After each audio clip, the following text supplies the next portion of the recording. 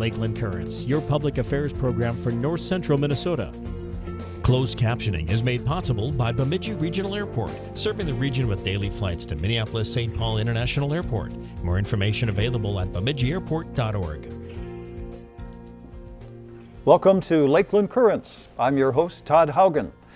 My guest today is the president of Red Lake Nation College. His name is Dan King, and we wanted to ask him some information and questions about Red Lake Nation College. Dan, welcome to Lakeland Currents. Bonjour. Thanks for having me today. I'm really excited about coming in and talking about Red Lake Nation College. Well, it's an exciting place, and I think all you have to do is drive by that impressive building in Red Lake to think, you know, if they don't know what it is, they're going to say, they're certainly going to wonder. Is Red Lake Nation College just for Red Lake Nation members? No, actually, we're a public school, so everybody's welcome.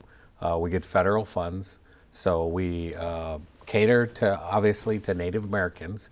We consider ourselves a family college, so we're really the college for all of our tribal members. We hope come to our school. We're open to other natives, and we're open to anybody, any citizen, so is welcome at our college. So, and we feel like we're the best value, the most affordable college in Minnesota. What's the enrollment of Red Lake Nation College, Stan? We're right about close to 300 in this last year, and we're never going to be a huge school. That's kind of our unique niche, is we provide excellent higher education that's grounded in our language and culture. And so we really, our goal is, we always say we're in the people business. We're building people up. We build up their confidence, we build up their academic skills, and then after 2 years, we're a 2-year school, so we feel like after that 2 years, we want them to say, you know what, I could go to BSU, or I could go to the University of Minnesota, or Augsburg, or Dartmouth, like some of our students have done.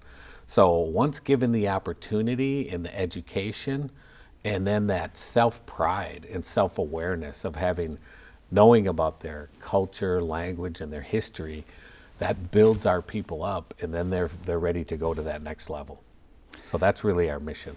And credits earned at Red Lake Nation College readily transfer to these other facilities? Exactly. We actually have to have the same, we have regional accreditation through the Higher Learning Commission. So we have the same exact accreditation as Notre Dame, or the University of Minnesota, or any other great university in the Midwest. So we have to meet those same academic standards.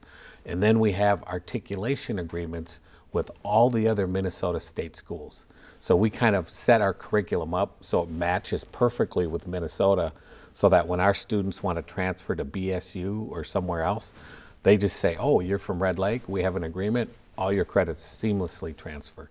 So it works out really good for us, and then we're a good feeder system to, like, Bemidji State is probably our top school we send students to. With your enrollment of 300 students right now, Dan, is there still room for more? Oh, definitely, yeah. And we are expanding our successful model. We feel like our special sauce is really small classes, personalized attention. About 80% of our students are first generation college students, meaning that they're the first ones in their family to go to college. So they need a lot of extra help and support. So that's why we have to be small classes, personalized attention. We help them with financial aid. We offer free tutoring. We offer a tech backpack. So every student who comes gets a laptop and free internet for the whole time they're in college. And we almost have to provide that because a lot of our students couldn't afford a laptop, and they had, not the greatest internet service. So we provided all of that for everybody so that it helps them stay in school and finish and graduate.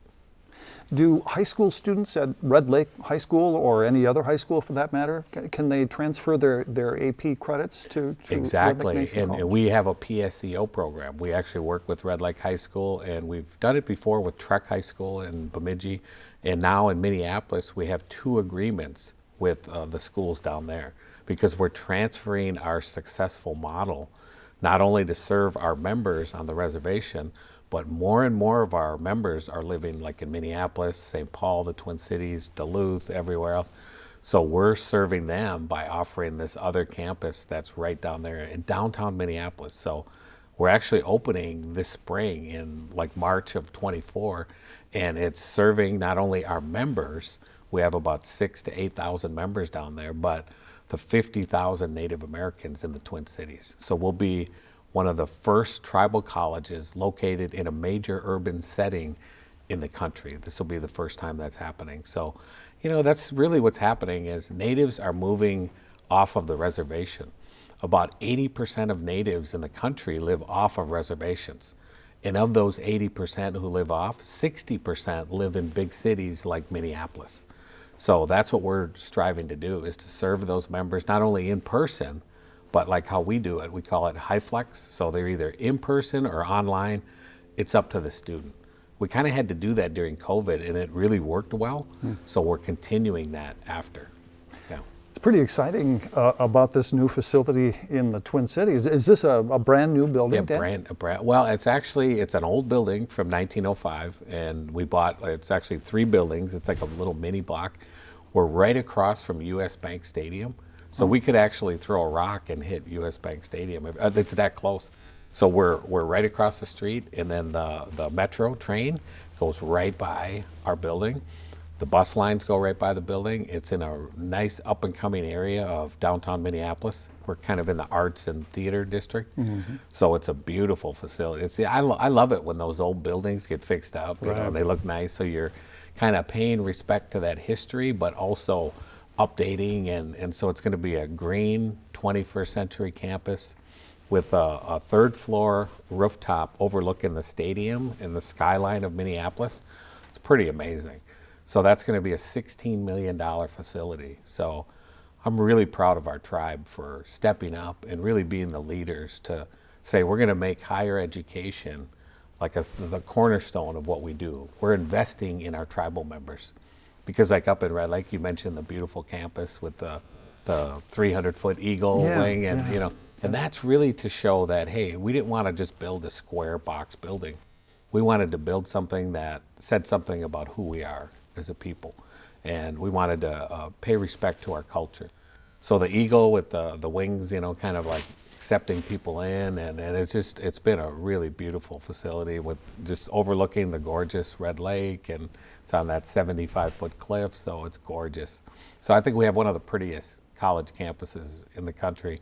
But now this one in Minneapolis is going to kind of do the same thing, where we're serving, you know, the Native community down there. Dan, that building in Red Lake, it's beautiful. It's certainly striking. Yeah. But I think when you look at it, you read something more than just beauty. It's pride. Oh yeah, exactly. And well, the eagle is a very spiritual symbol in animal in our culture. So it really it soars up there high with the gods. It has the great vision. There's a lot of spirituality, a lot of respect. High respect for the eagle and what it symbolizes. So we wanted to incorporate that into our building. So in really for all Native cultures, you know, the eagle is one of the highest symbols of spirituality, power, vision, strength, courage. And so we wanted to make that part of our facility.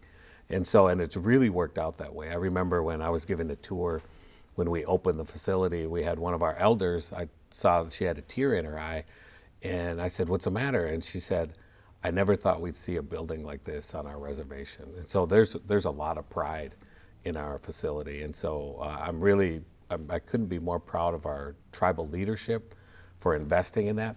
We built that Capitol, which was the center of our reservation, and we put a college right in the middle of that. Education, higher education for our people, which I think is the best investment we ever made, is investing in our people. That was a $12 million facility. The government center, everything was $21 million.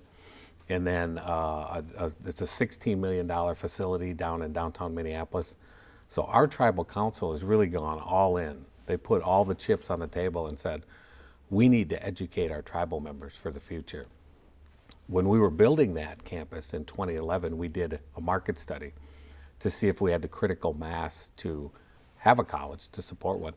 And so we found out, yes, we did, but we also found out that the average 4-year attainment at that time in the U.S. for 4-year degrees was about 29% for the U.S. on average.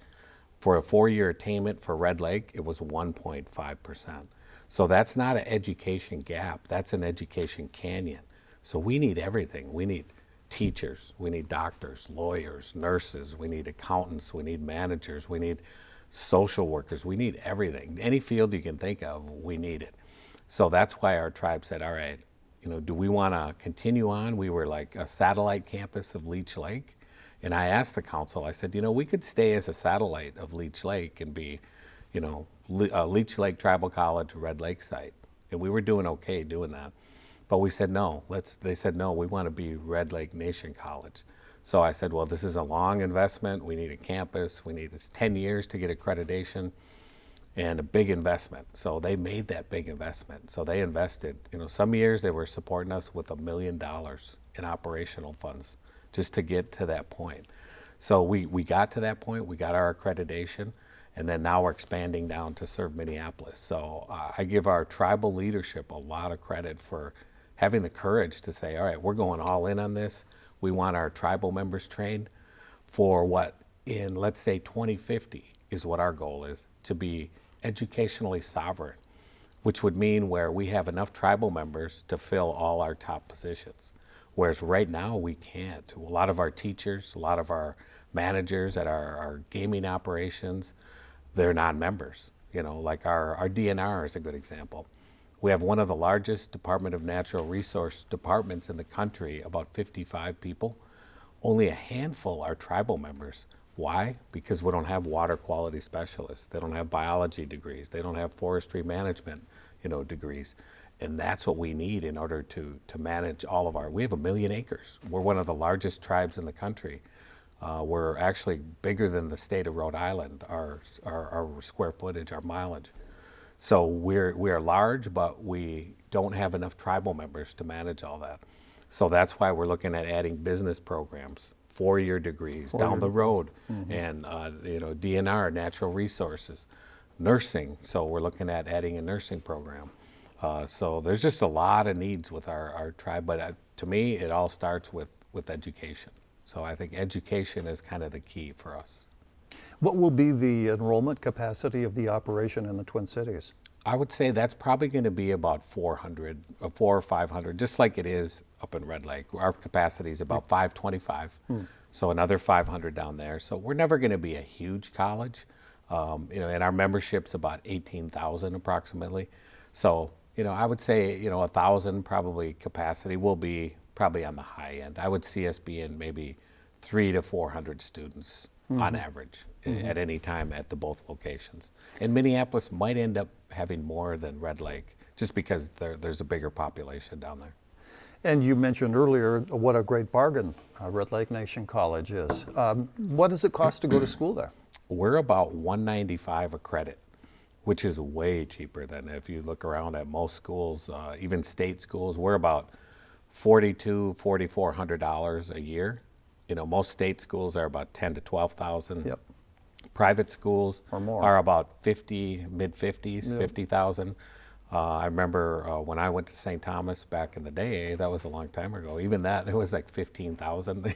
That was back in the 80s, But, just seeing what the tuition costs are. My daughter goes to the U of M, so that's about 33,000 we pay a year. So one of the great things about our school is almost 100% of our students graduate with zero debt. So in other words, they finish at least 2 years with no debt. But then once they transfer to somewhere else, they might have to take out some loans, but they at least finish those first 2 years with zero debt. We don't offer any student loans. We help every student get grants and things they don't have to pay back. So to me, that's really important too, because the amount of debt that the average student, I think I was reading that about 33,000 is the average 4-year debt in this country from a student graduating. And that's kind of a lot to, you're trying to get a car, you're trying to find a place to live, and then you got to pay all this money on debt, so on student loans. So that's a real problem, but for our school, that's how we manage it. We commit, we don't turn any of our students away due to lack of funds. So we find a way to make it work. Do you have student housing available? But we don't have housing right now, and that's one of our future challenges, because we have a lot of people with not only food insecurities, but housing insecurities. So that's a big challenge for us. So down the road, that is one of our goals, is to provide student housing. That's one thing we don't have right now. I think you've kind of already explained it, Dan, but for students that are thinking they're in high school right now, or maybe they've been out of school for a while and they never went to college, why should a student or a young person, young or old for that matter, go to college? What's the point?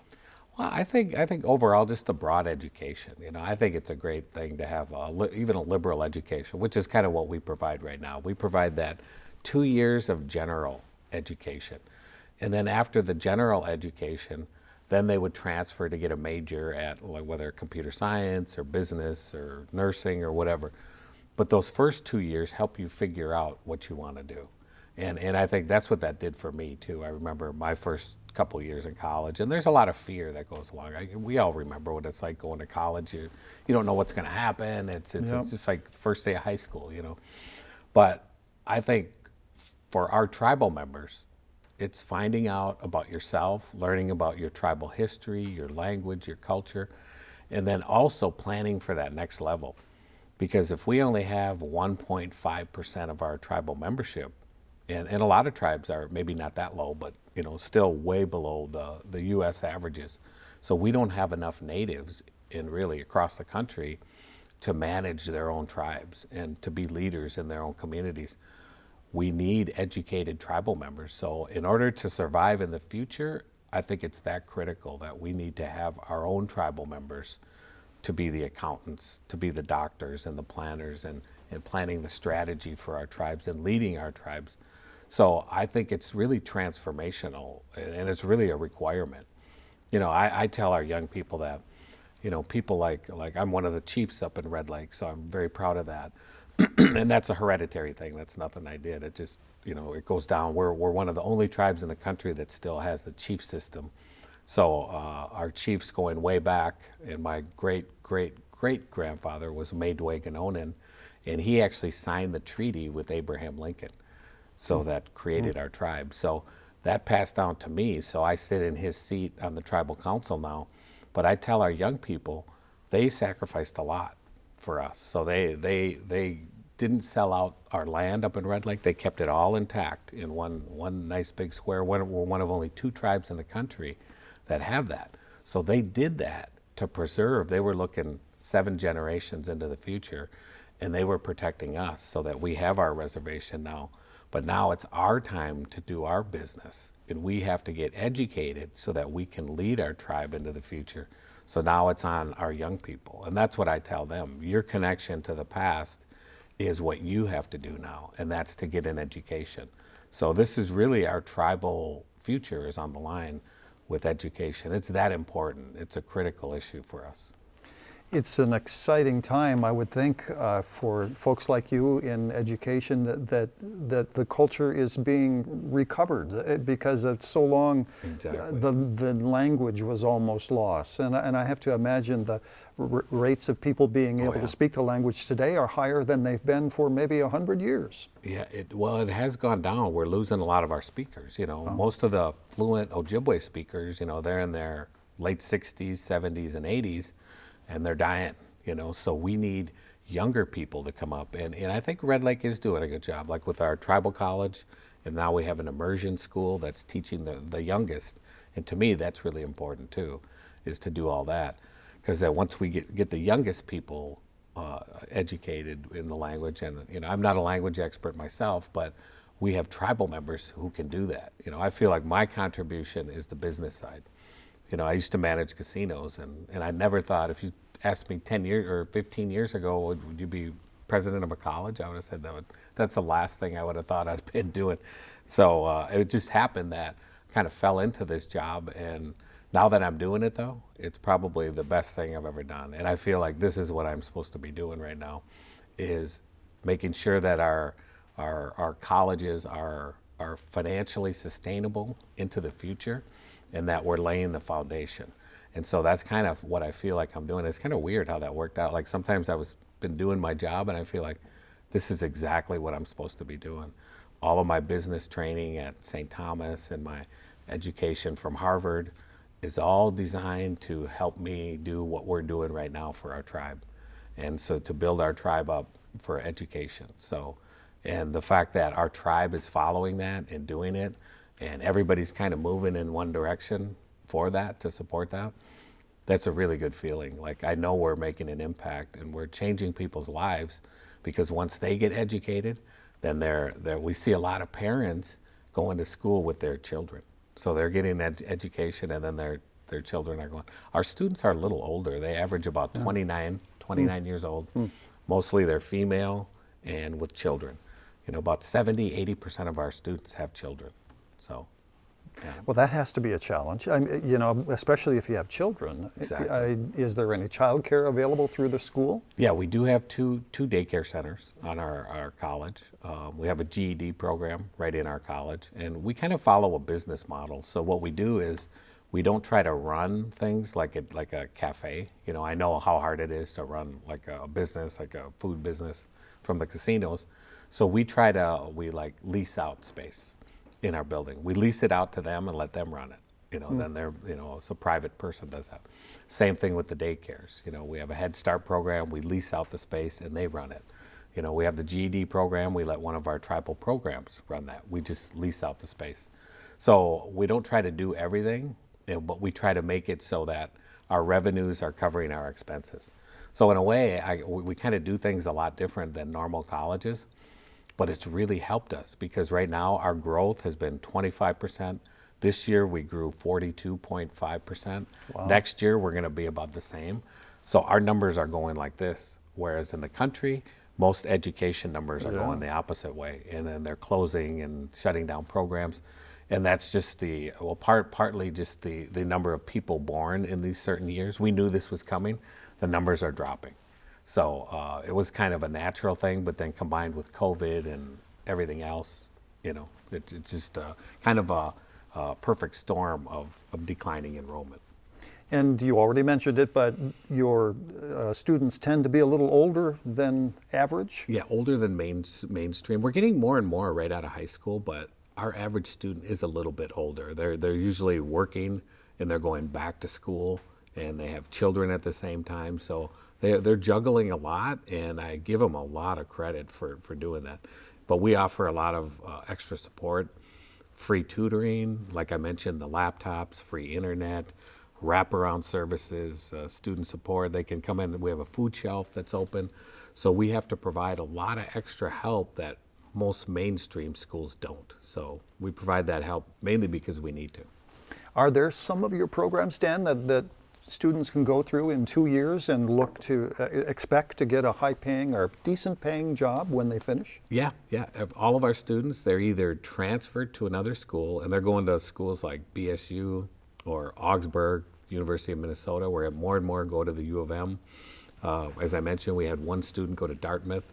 So they're transferring everywhere, but the ones who don't, they're making an average of $10,000 or more in salary than when they came in. So we are finding that it definitely is a big plus to have that 2-year degree, and almost any national study will prove that out, that the higher you go in education, 2-year, 4-year, master's, and so on, your salary and your annual income is going to go up. Right.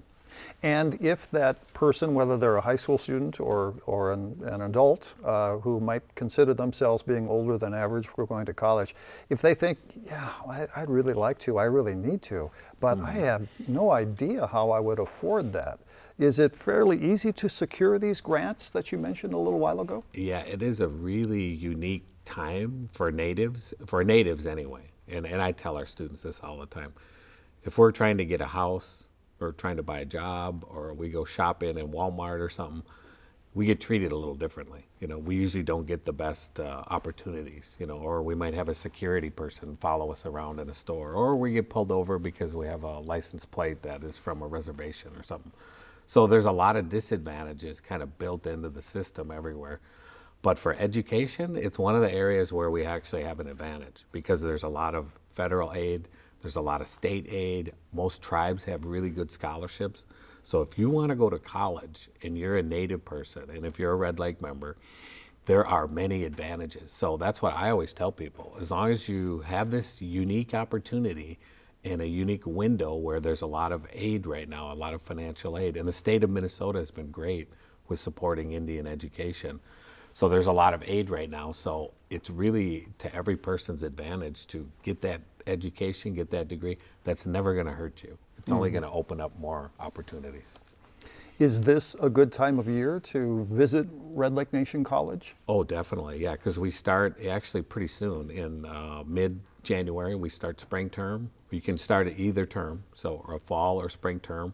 So it's always a good time. And we tell people start early, get your financial aid all straightened out, get that done ahead of time. And like I said, we don't turn anybody away due to funding. And in the state, this last year, not only has our tribe been excellent for supporting us, but the state of Minnesota has been a huge supporter. You know, for 5 years, I've been working with the state legislature to get funding for tribal colleges because we were the only 3 public schools in the country, Red Lake, Leech Lake, and White Earth, to not get state funding for our public tribal colleges because we're public schools. And we didn't get any funding, so it took about 5 years of going to the legislature. But once we explained that to them, they said, you know, that's right. We should be funding these tribal colleges. They're all Minnesota residents, and they're not getting funding at the school of their choice. So they started funding us $1 million a year in operational funds for each tribal college. So Red Lake, Leech Lake, and White Earth. And then they supported the final $3 million of our Minneapolis campus to help finish it because we were short, you know, due to the inflation and everything's going up. So they ended up supporting us on that too. So the state of Minnesota has really been a big supporter of us. So we're really happy.